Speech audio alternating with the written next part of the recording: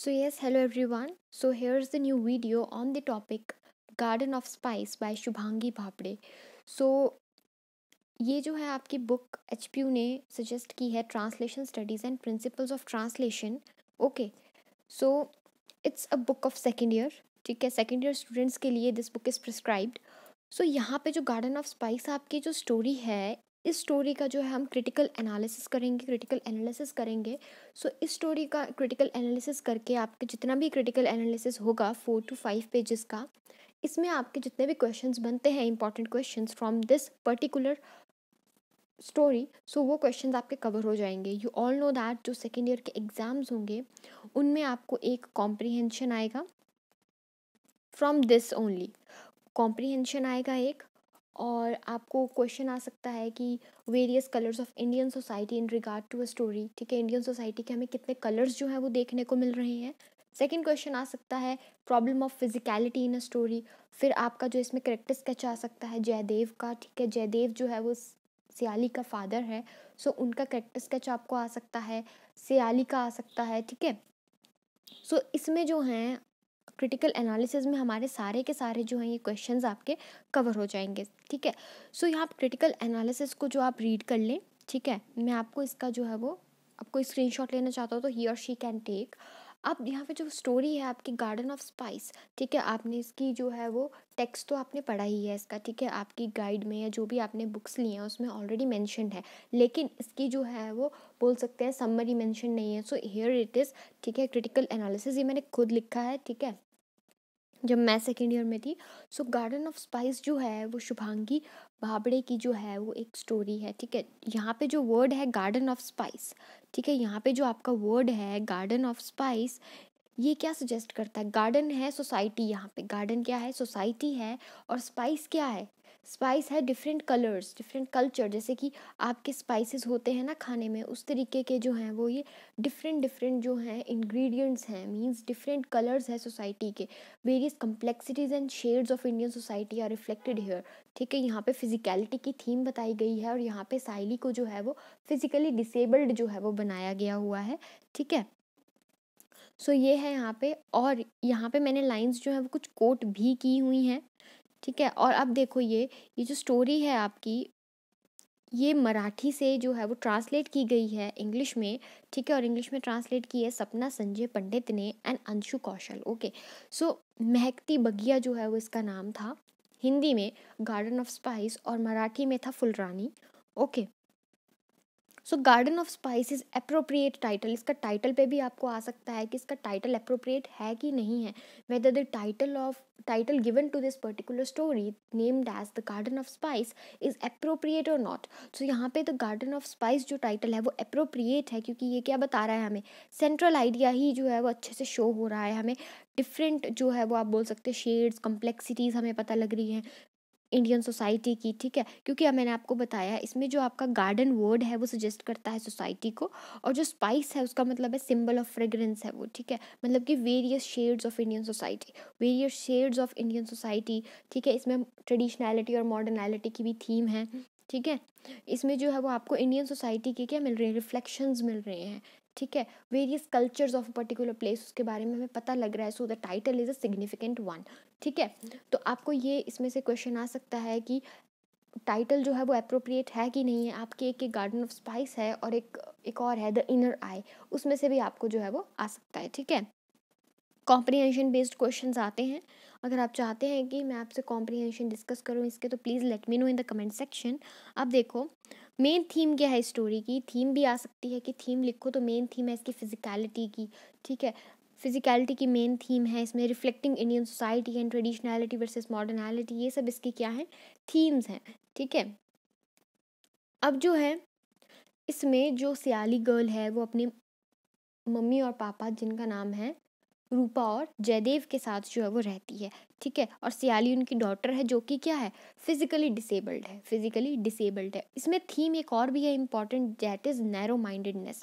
Narrow mindedness की जो है वो थीम, वो भी आपकी एक इसमें इम्पॉर्टेंट थीम है. उसके बाद यहाँ पे देखो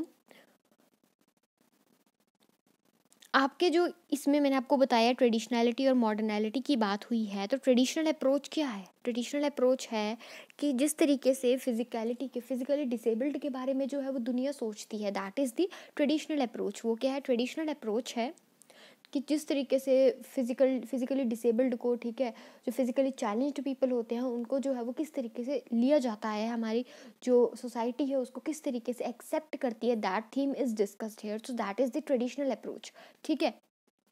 अब यहाँ पे कुछ लाइंस मैंने कोट की हुई हैं, you can also quote these lines in your answer. अगर आप कोट करते हैं, इफ़ यू कोट समथिंग, तो आपको पता है यू गॉट गुड मार्क्स, ठीक है, आपको अच्छे मार्क्स मिलते हैं। अगर सभी को उसमें 8 मिल रहा होगा then you will get 9, okay. So आपने जो है वो, जो आपकी बीच बीच में आपकी आ रही हैं लाइंस, आ रही हैं कुछ इंपॉर्टेंट लाइंस आ रही हैं, उनको आपने जो है वो अच्छे से जो है वो कोट करना है, ठीक है। इस सारे को आपने रीड कर लेना है, ठीक है। अगर मैं एक लाइन रीड करूँगी तो video will be lengthy one, so okay. अब जो है इसमें क्या, इस और इस स्टोरी में क्या बताया गया है? आपकी स्टोरी में रियलिस्टिक पिक्चर बताई है सोसाइटी की, ठीक है, रियलिस्टिक पिक्चर बताई है सोसाइटी की कि रियलिटी में what the society thinks about disable people, ठीक है, सोसाइटी क्या सोचती है डिसेबल पीपल के बारे में, ठीक है। इसकी थीम जो है बताई गई है।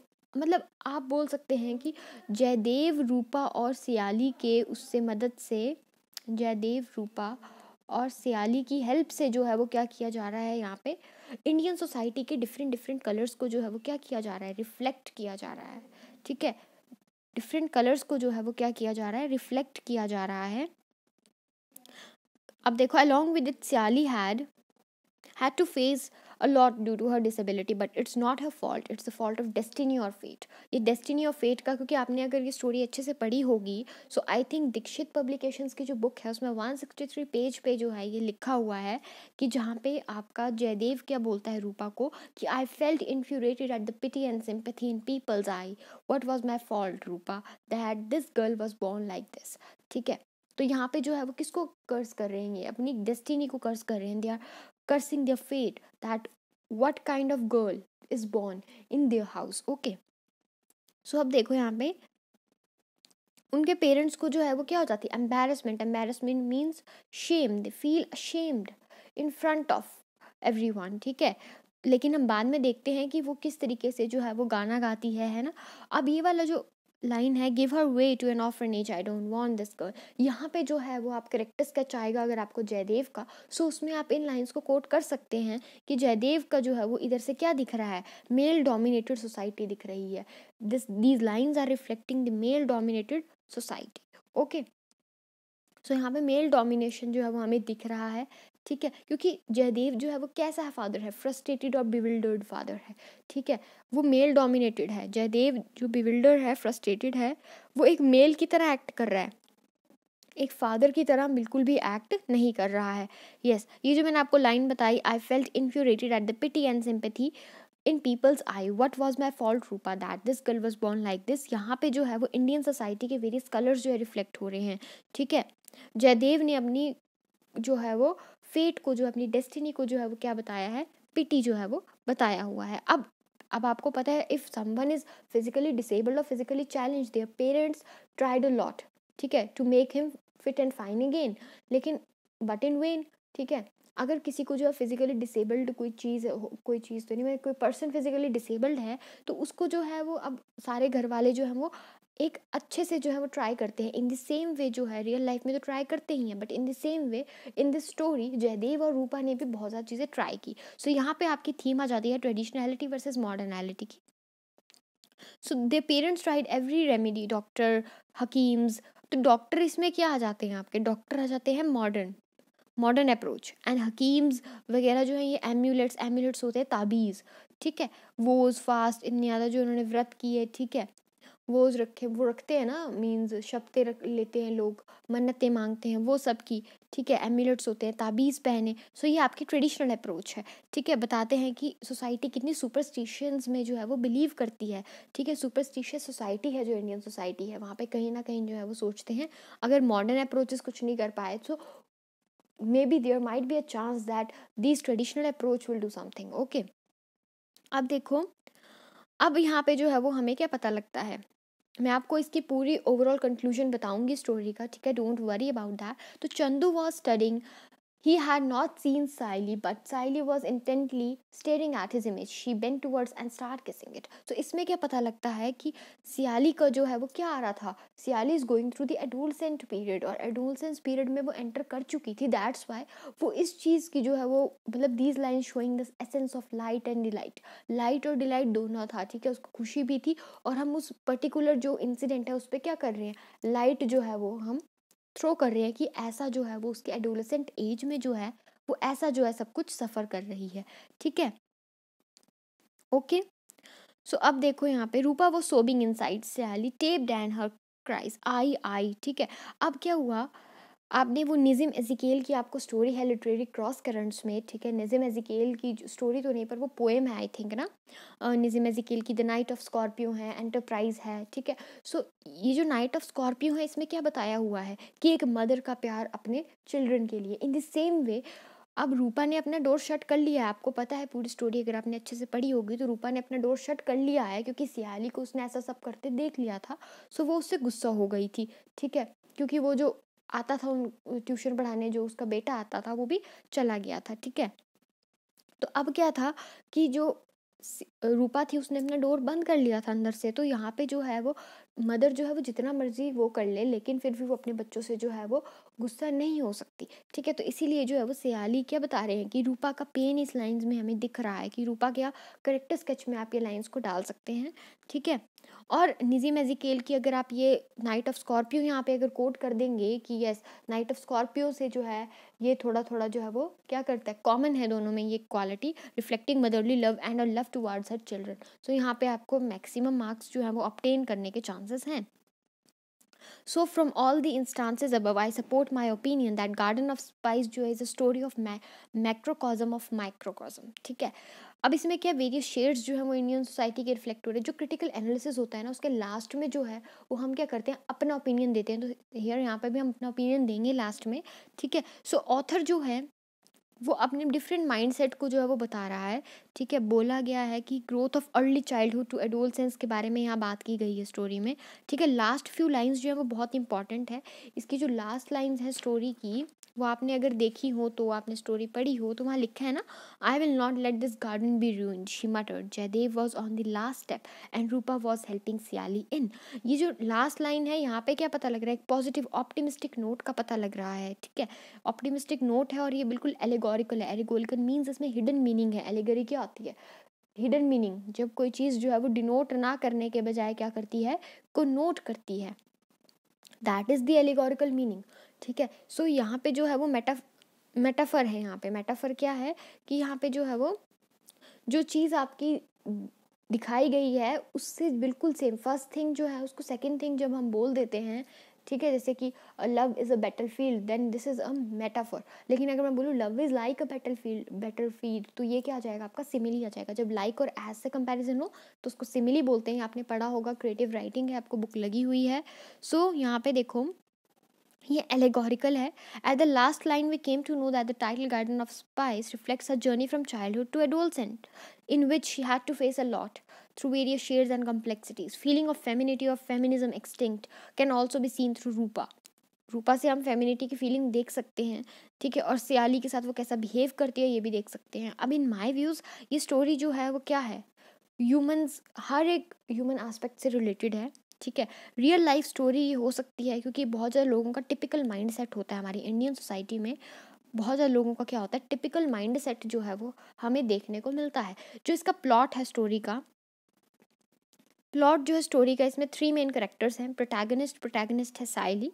ठीक है, रूपा और जयदेव जो है वो क्या है, राउंड करेक्टर हैं. राउंड करेक्टर वो करेक्टर होते हैं जिनमें जो है वो क्या है, रूपा है यहाँ पे राउंड करेक्टर जिसमें जो है वो चेंज हुआ. स्टार्टिंग में वो अलग थी लेकिन लास्ट में वो क्या पता लग गया उसको कि yes she is going through her menstrual period means she you can say she had her first menses. Okay, she had her first menses. So the adolescent period उसको लास्ट में ये बात समझ आई, बीइंग अ फेमिनिज्म, ठीक है, वो भी feminine है, being a feminine, she get to know in the last that yes she was going through the adolescent period, that's why she was kissing the glass, ठीक है। ये जो है वो उसको क्या मिल रहे थे, साइंस मिल रहे थे, हिंट्स मिल रहे थे, but she was not able to understand, but in the last line we get to know कि उसको जो है पता लग गया है कि यस। तो इस मीन कि वो स्टार्टिंग में कुछ अलग थी और लास्ट में कुछ अलग थी, that is known as round character. Flat character means beginning में जयदेव जैसा था वो लास्ट में भी वैसा ही रहा, उसमें कोई खास चेंज नहीं आया, वो मेल डोमिनेटेड, बिविल्डर्ड और फ्रस्ट्रेटेड जो है उसने अपने आप को शो किया है, ठीक है। क्योंकि उसने तो एक बार ये भी कह दिया था कि इसको जो है वो कहाँ छोड़ आओ, ऑर्फनेज में जो है वो छोड़ आओ। आपको ये क्वेश्चन भी आ सकता है इसमें से कि throw a light on the ending of a story garden of spice, तो यहाँ पे आप लिख सकते हैं कि रूपा को जो है वो एक सेंस ऑफ गिल्ट जो है आ गया, ठीक है, और वो जो है वो अब न्यू स्टार्ट जो है वो करने वाली थी, ठीक है। अब क्या थ्रू रूपा जयदेव सियाली ऑथर जो है वो इंडियन सोसाइटी के कलर्स को रिफ्लेक्ट करना चाहता था, ऑप्टिमिस्टिक नोट पे जो है वो एंड किया कि रूपा को लास्ट में पता लग गया कि भाई ये सब जो था वो क्या था, एडोलसेंट पीरियड का था, ठीक है। क्योंकि लास्ट में पता लगा था कि वहाँ पे ब्लड के जो है वो क्या मिले थे उसको, एक ब्लड जो था वो ब्लड स्टेन उसको फ्लोर में मिला था, तो means she was menstruated, she her having his her first menses you can say, ठीक है। सो यहाँ पे देखो अब क्या, all is well that ends well, ये पॉजिटिव नोट था स्टोरी का आपका, ठीक है। स्टोरी जो गुड एग्जाम्पल है लाइफ, जो फिजिकल डिसेबल्ड पीपल की जो लाइफ होती है वो ऐसी होती है, दे no one is able to understand that what through which circumstances they have been through, ठीक है, what is going in their mind, ये किसी को नहीं पता होता है, ठीक है। हर किसी को पता क्या होता है, तो बस यही कि वो जो है फिजिकली डिसेबल्ड है, ठीक है।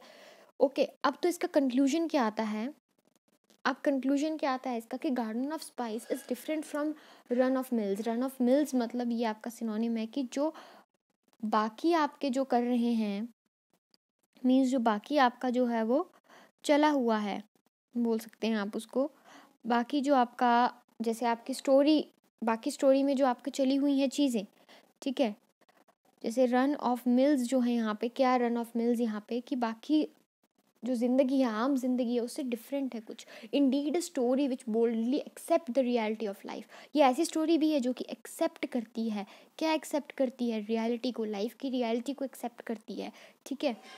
अब गार्डन ऑफ स्पाइस जो है वो सिर्फ स्टोरी रिलेटेड नहीं है साइली से ही, बट ट्रबल, सर्कमस्टांसेस, स्ट्रगल जो रूपा और जयदेव ने फेस किए, ठीक है। तो मैंने आपको बता दिया, इससे 4 क्वेश्चंस आपके आएंगे, कॉम्प्रिहेंशन आपका आएगा ही आएगा इसमें से, ठीक है। ये आपका टेक्स्ट जो है वो इसका अच्छे से पढ़ लें तो आपका कॉम्प्रिहेंशन आएगा। और अगर आप चाहते हैं कि मैं नेक्स्ट स्टोरी का भी ऐसे आपको क्रिटिकल एनालिसिस दे दूँ, इनर आए, ठीक है, तो उसका भी मुझे आप बता दें, सो मैं प्रोवाइड कर दूँगी वो भी आपको। और जो करेक्टर स्केच है रूपा, साइली और जयदेव का, ठीक है, वो आपको आ सकता है। प्रॉब्लम ऑफ फिजिकलिटी या डिसेबिलिटी आ सकती है स्टोरी में। Various colours of Indian society आ सकता है आपको, ठीक है। सो यहाँ पे जो है वो आपको नार्सिस कम्प्लेक्स भी जो है वो देखने को मिला, मीन्स बाहर की फीलिंग से उनको कोई लेना देना नहीं था, they are related to their own feelings, okay, जिसको आप सुपीरियॉरिटी कम्प्लेक्स भी बोल सकते हैं, ठीक है। सो इस तरीके से ये जो थी आपकी, मैंने जल्दी जल्दी आपको इसकी छोटी सी समरी प्रोवाइड कर दी। अब बाकी का काम आपका है कि आपने इसको जो है वो कैसे जो है वो रीड करना है, you have to read the whole text, तभी आप जो है वो आंसर्स दे पाएंगे कॉम्प्रिहेंशन के, ठीक है। तो कॉम्प्रिहेंशन आएगा आपको, इसमें से भी आएगा और इन राय में से भी आएगा, 101% आपको कॉम्प्रिहेंशन पक्का ही आएंगे। So stay tune with me. अगर आप चाहते हैं कि मैं किसी और टॉपिक पे वीडियो बनाऊँ, so please let me know, ठीक है। और till then bye, take care and stay safe. Thank you so much. जिन्होंने चैनल सब्सक्राइब नहीं किया है वो चैनल सब्सक्राइब कर ले, English with Shasta, okay. So myself Shasta, ठीक है, मैं भी आप लोगों की तरह एक स्टूडेंट ही हूँ, बट येस मेरे को पता है कि ये जो चीज़ें हैं आपकी अवेलेबल नहीं है, ना यूट्यूब पे अवेलेबल है, ना गूगल पे अवेलेबल है, तो that's why I am telling you कि यहाँ से आप लोग कर लो, ठीक है। बहुत अच्छे जो है मार्क्स आ जाएंगे, और आप जितने भी मैंने आपको 5 to 6 पेजेस हैं इनका स्क्रीनशॉट ले लो, अपनी नोटबुक्स में नोट डाउन कर लो, यहाँ से आप अपने किसी भी क्वेश्चन में इनको जो है वो इंक्लूड कर सकते हो, okay. Thank you so much.